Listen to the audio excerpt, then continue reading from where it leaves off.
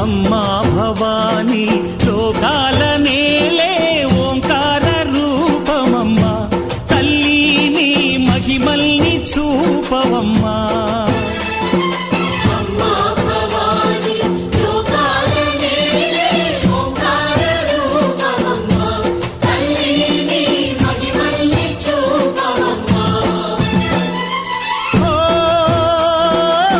సృష్టికే దీపమా, శక్తికే మూలమా, సింహరథమే నీదమ్మా.